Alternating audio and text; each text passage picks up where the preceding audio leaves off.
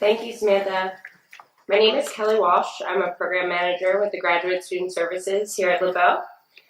It is my absolute pleasure to introduce our next speaker, Anmol Singh Kamra. Anmol is a student here at LeBow studying Masters of Business Administration with concentrations in both marketing and finance. He's also the CEO for Kamra Group, a venture capital firm investing in 9 different industries. Anmol's TED Talk is entitled The American Dream for a Sikh. Please join me in welcoming Anmol to the stage.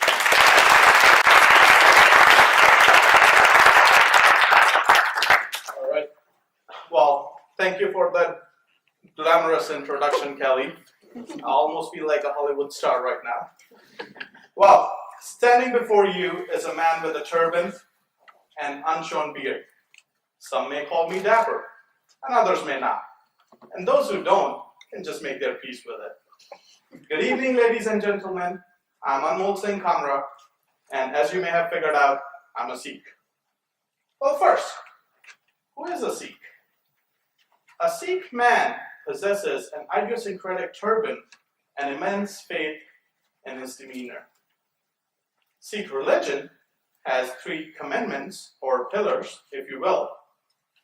First one being Nam Japna, which means to meditate and worship the true eternal God.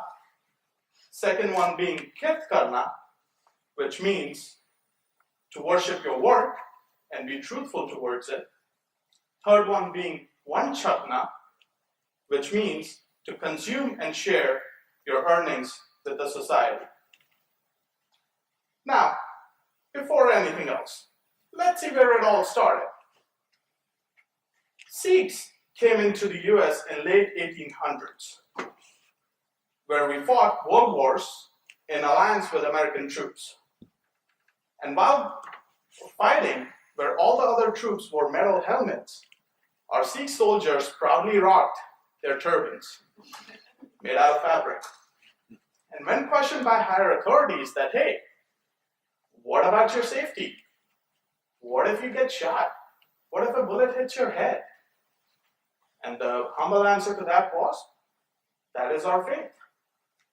And our turban is our crown, and nothing could go over it.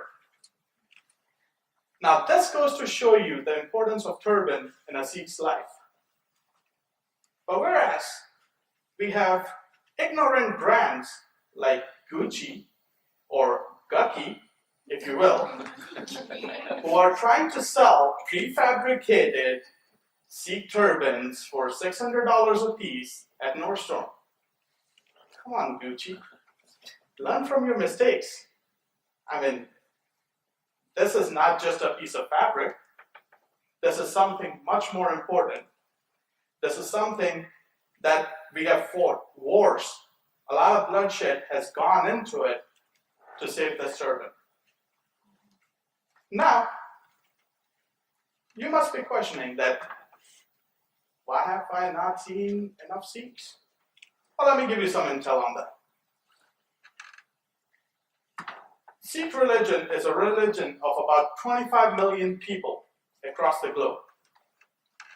And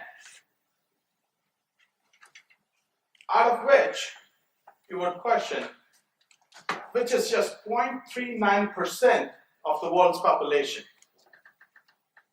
And yet, there's a famous saying that potatoes and Sikhs can be found anywhere in the world. Now, America is no different. You guys have a lot of potatoes, right? Well, you have a lot of Sikhs too. There are over 500,000 Sikhs in the US. Damn, that's a lot of turbans.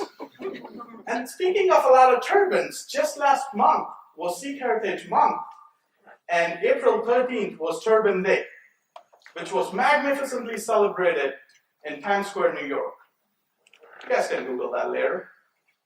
And from the time of their arrival, Sikh men and women have been making notable contributions to the American society.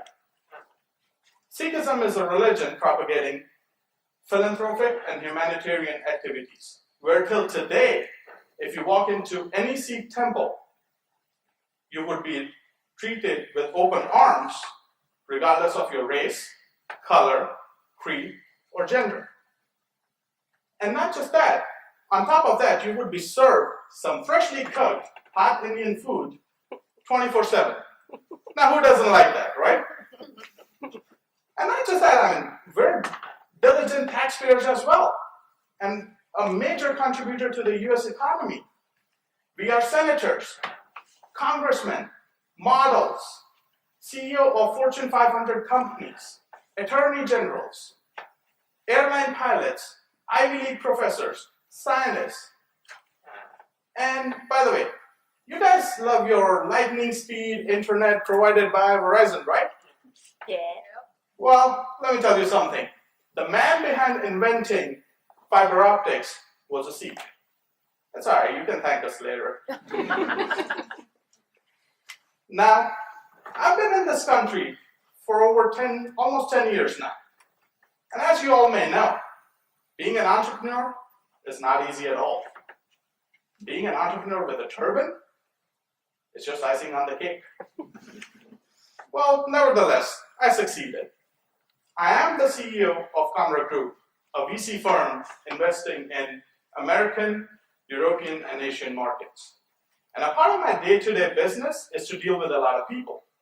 And while dealing with a lot of people, during my morning routine, the biggest decision I have to make is what color turban would match my custom outfit. And there have been instances where people have just shown interest, and there are people who are prejudiced. Before I enter the room, opinions are already formed. People have already made up their mind. And let me tell you a brief story from my co-op experience at Drexel.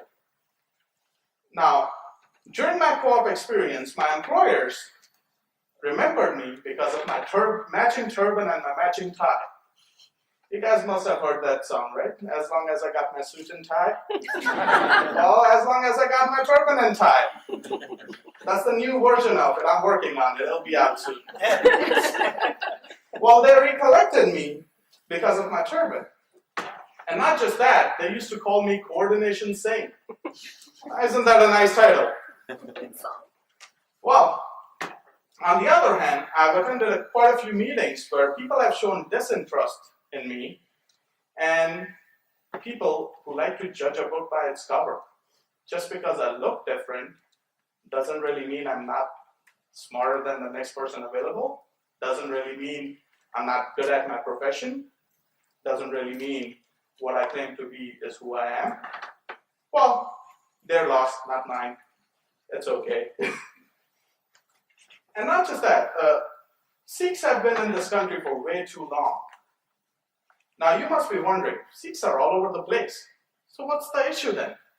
Well, the issue is that even after 150 years in this country, Sikhs continue to experience great deal of ignorance and just plain nonsense, to be really honest. And in this country, the biggest issue is that average Joe is culturally illiterate about our distinct visible identity, where you're just looking at someone and assuming things. Well, what do I know? I'm just a turban guy. So let me give you some numbers. 60% of Americans admit to being unaware of Sikhs. 11% Americans have had an acquaintance or a friend who is a Sikh. 31% Americans have seen a Sikh at all, whereas a meager 11% Americans relate a turbaned man to Sikhism, compared to 20% who assume him to be Muslim. I think the biggest issue here is assumption. Why assume? Just ask questions. And I mean, that should be your approach at life anyways. When you ask questions, you learn new things. When you learn new things, you be a better person than you were yesterday. I feel there's a barrier that can be easily resolved by actually learning about each other's cultures and ethnicities. Not just that, to take it upon yourself as a responsibility rather than a favor to learn about other cultures, to learn about people who are not from US. Because guess what? These people have a lot to offer. You just haven't even tapped into the resources just yet. Well, let me give you another example. So one of the ventures at Kamra Group is Crown Couture. It is a luxury custom clothing brand. By the way, I'm wearing one of their suits, so if you like it, let me know. So at this company, what we do is we bring the best of both Eastern and Western worlds. Not just that, our designing goes as far back as 4,000 years old. We have researched a great deal in order to pick up designs and the way kings and queens used to dress up and how we could relate and kind of create a fusion with the Western outfits. Now, let me give you an interesting fact about Crown Couture. Our designer is Italian Christian. Our fabric manufacturers are Sikhs. Our master tailors are Hindus. Our embroidery craftsmen are Muslims. Our jewelry designer is Jewish. Now the big question is, how did we get here? The simple answer to that is, before hiring any of these professionals, the only bias we had was competency, and nothing else mattered. We didn't care what their background was.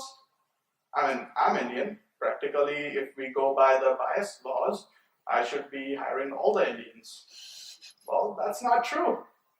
And here we are with a team that has proven to be well competitive and has taught us a lot over the years. And the cultural exchange is just magnificent. We celebrate everything from Diwali, Eid, Ramadan, Rosh Hashanah, Guru Purab, and Christmas. Now, any religion or any sect or any person maybe has maybe 1 or 2 holidays a year. Well, look at us. We have 8, 9. That's just more holidays, which means more food, more fun, and more of everything. And you guys are going to be future of tomorrow. And soon after graduation, you would be hired by different companies, and subsequently you would be working with different teams. Now, I have some free yet important advice for you. And the advice is that make sure every person in your team feels welcomed. And to take initiative to learn about different cultures. And not just that, make an effort to include diversity and inclusion in your society. And then watch. By doing all that, you're not really doing a favor to them. You're doing a favor to yourself. Because guess what? These people, and I'm not just talking about Sikhs, I'm talking about everyone out there. These people will prove to be an asset, not just to your company, but to your society as well. So what I would say, take an initiative, because this is the win-win situation. Thank you.